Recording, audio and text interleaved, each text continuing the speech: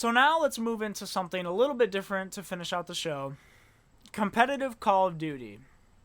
Now, you might be asking yourself, Jeffrey, why are you covering this? Why Call of Duty out of all things? Aren't you supposed to be a sports podcast? And yes, that is true. I am a sports podcast. But to be honest with you, I like Call of Duty. I've been playing the game for years. I've been following the esports scene for years, and considering it's the biggest event of the year, which is Call of Duty Champs, COD Champs, I wanted to cover it. And I think that nowadays you're seeing esports and sports sort of not merge together fully, but sort of bridging the gap between sort of must-watch TV. I think another one that's very good to watch is Counter-Strike Global Offensive, CSGO, better known as. I know they just had ESL 1 Cologne. I'm sort of on and off with Counter-Strike. I have spurts of it where I will follow it. But besides Counter-Strike, Call of Duty's always been my favorite esport, mainly because I play it. And as a console player, it's relatable to see something like Call of Duty still be on console, whereas everything else is basically on PC now. So anyway, I want to get into a little more esports coverage, mainly this and Counter-Strike. So if you guys want to see or hear more of this, just let me know. Let me know if you're cool with me covering this stuff. And anyway, let's go ahead and get into it. So Dallas Empire won COD Champs this past weekend in the inaugural franchise season of competitive Call of Duty. So in years past, the esport has been very similar to something like Counter-Strike, where you just have organizations come and go as they please. They sort of pick up players and basically compete with no real cost except for, player salaries, joining the events, there's fees for that. But no direct payment for entry at all. There's no entry barrier is what I'm saying. Anyone can join like the pro circuit and sort of vie for their shot to be on the pro circuit. But this past year, everything changed. So before the Optic Gaming, the E Uniteds, FaZe, Envy, 100 Thieves, they're all gone now. Not all of them, but most of them are gone now. So the league became franchised, meaning teams had to pay for a spot in said league before it even started. Some of these went up to $25 million just for a spot to compete in the league. And now the teams are city-based. So you got teams such as the aforementioned Dallas Empire. You've also got the Atlanta FaZe. Chicago Huntsmen now are a very popular team. The only two teams that are sort of still here in spirit are the LA Optic and the Atlanta FaZe, although Optic isn't really Optic anymore. If you follow that at all, you'll know what I'm talking about. Maybe I should make a story about that. So overall on the year, the CDL, which is the name of it, the Call of Duty League, formerly known as the CWL, or the Call of Duty World League, has, in my books, been somewhat of a failure. And I'm about to get ranty here, just a warning. But this is in large part due to the scene not having the same sort of advancements of other FPS esports, such as Counter-Strike or even Rainbow Six for that matter. So there's no pause feature during games. There's no replaying, resetting a game spot if a player leaves or disconnects. You'll see in Counter-Strike, someone leaves, you just wait a couple minutes for them to rejoin, everything gets reset, they know exactly where they're at, all good there. Can't do that there. But for me, the worst offender this year was the developer, Infinity Ward, and just the game as a whole. So, for those who don't follow Call of Duty very well, the game is on a 2-year, used to be 3-year cycle with Sledgehammer Games, no longer this next coming year. And it's Infinity Ward and Treyarch, who are the two studios who developed the game. And this game had a lot of technical issues compared to the past. So you had public matches were basically unplayable, for me at least. So they had an issue where when you respawn, there was a second delay where the camera would sit above the map and then just sort of zoom in on your character. It was designed, put in the game by the developers to do this. It's sort of a cinematic thing, I guess. And so the pros, when they were initially playing the game, they would use this as basically a UAV, because when you're in this above state, you can still see everything that's going underneath. So you could call everybody out from above there. So the pros started calling this a sky UAV because, like I said, you could basically see everybody during this short 1 second phase during the spawns. It would eventually be removed from the pro games and the playlists, but it's still something that should have never really been in the game. Also, they introduced a squad spawning system. This is the worst offender for me. This means that if one player breaks through a wall of, let's say there's like 4 people holding a hill and like hardpoint, let's say, you've got 4 guys who are sort of pushed up, but one who's still in the hill. And a guy manages to just sneak around the edge of the map. So let's say for those of you watching, you have a line of players here, and then a guy gets just behind here. So normally in most Call of Duties, you have, if people die, it depends on where your team is at. Like, you can actually influence the spawns, it seems. But now, since it's a squad spawning system, this one guy back here, if his teammates are in front of this wall of 4 holding the hard point and they die, they respawn on him. It is such a messed up system.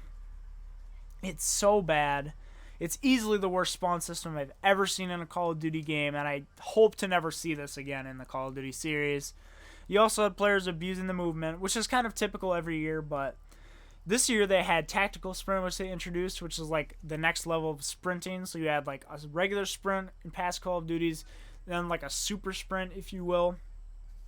And they introduced something later in the year called automatic tactical sprint, which means that just pushing the sprint button automatically would make you sprint and do the super sprint. And the pros were basically abusing this, and they sort of gentleman's agreemented this side of the game. You'll find in Call of Duty they have a lot of gentleman's agreements as well. So I could go on and on about this game, all the issues it has, but the point is that because the base multiplayer experience was so bad and so messed up, this led to a shell of what the game actually plays like when all of these settings are applied.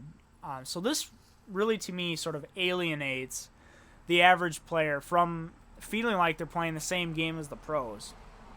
So anyway, mini rant sort of over. Dallas won the championship this weekend against Atlanta FaZe, 2 of the teams that have been the best this year. Rosters of the 2 teams were somewhat the same, but with 2 major differences involved. So the Dallas Empire have 2 vets on their team who are considered some of the greatest Call of Duty players of all time. You have Clayster, and you also have Crimsix, who is considered by many the best Call of Duty player of all time now. And surrounding them are 3 young guys with a lot of potential. You've got Hook, who has been in the league before. He's a very bright young star. You also have Shotzi, who comes over from Halo, and Illy, who I've actually played against once or twice in some public matches. He's pretty good as well. However, on the FaZe side of things, everyone on the roster is young. They just purely stacked up on talent. So this left them with potentially the best duo in Call of Duty right now in Simp and Abizi, who were teamed up last year on E United. Simp's probably the best player right now out of anyone in Call of Duty, along with Priesta, Celium, and Major Maniac. Some more young guys who have very high upside, very good players. So these 2 playstyles, you have a team with veterans on the assault rifles and young guys on the SMGs and the flex guns, and then a team of just young guys playing the roles. And Dallas proved to be the better team with the help of the veterans, mainly Clayster and Crimsix, taking the final series, which is now played as a best of 9 games instead of best of 5s. So in the past, you would see at the finals in the tournament, so you have a winners and losers bracket. The losers would have to play a best of 5, and if they win that best of 5, they have to win another best of 5 to win the series.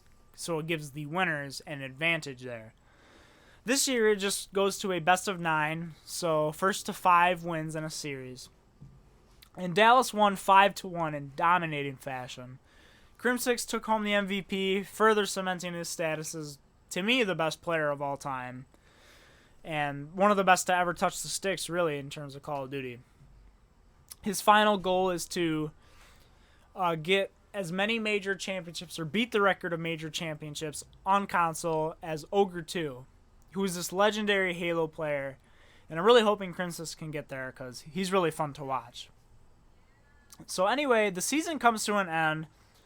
And it wasn't shortly after that that Activision and the Call of Duty League make this huge announcement regarding competitive COD next year. COD is going back to 4v4. So the fan inside of me says that this is the right thing to do. 4v4 Call of Duty just feels better, feels right. 2 years ago for the Black Ops 4 season, competitive Call of Duty changed from a 4v4 format to 5v5 to get more players involved, and in my opinion, to try bridging the gap between the competitive and the public players a little more. So they had like Domination now, Search and Destroy, game modes of this nature were now all 5v5 in the public playlist, so then they're also 5v5 in the ranked playlist as well. So this carried over into Modern Warfare, which is the first year that franchising was introduced, meaning that now the players have the spots to have an actual secure job with benefits, insurance, things of these nature, just from playing Call of Duty. Now, you are taking one of those spots away from every single roster. So now, that fifth player who might have not have made a roster before, now isn't making a roster at all, because now you've literally taken the opportunity away from them. So we saw this with Dallas Empire. They just released Clayster, who had just won COD Champs, not even a week ago. So he's now a restricted free agent. And I'm sure that he'll get signed to be somewhere. But still, this is where the person in me says that Activision really should be embarrassed by the mess that they've really caused with this. If they introduced 5v5 back in Black Ops 4, and they weren't really committing to it for the future, or they were doing it as like an experiment, what was the point of giving that extra spot in the franchising? You know, if you weren't going to do it going past Modern Warfare, past franchising, where this is a legitimate job now for these people playing, it doesn't make any sense to me. It's a terrible look for the league, as you're just screwing players over now. So, in my mind, the only way that you're going to make this better is to introduce more expansion teams. So right now there's only 12 teams in the CDL, and I think that they need to introduce 2 or 4 more teams so that you have these fifth guys on the rosters who could now join another team, join an expansion spot, and sort of have that job security back. So this to me is kind of just nail in the coffin for Call of Duty in a year where the esports scene kind of floundered in what was really supposed to be a flagship year for the series. It's kind of disappointing, really. I mean, you had franchising, city-based stuff, all this exciting stuff that they were planning on doing, just kind of down the drain, really. And it's really frustrating to watch. So hopefully they can get their stuff together in the future. That's my coverage of COD Champs. And let me know, once again, if I should cover more esports in the future. You know, whether it be Counter-Strike, whether it be something like Rainbow Six potentially that I could get into. Rocket League I'm not really into very much. You know, things of these nature. Just let me know in the comments below.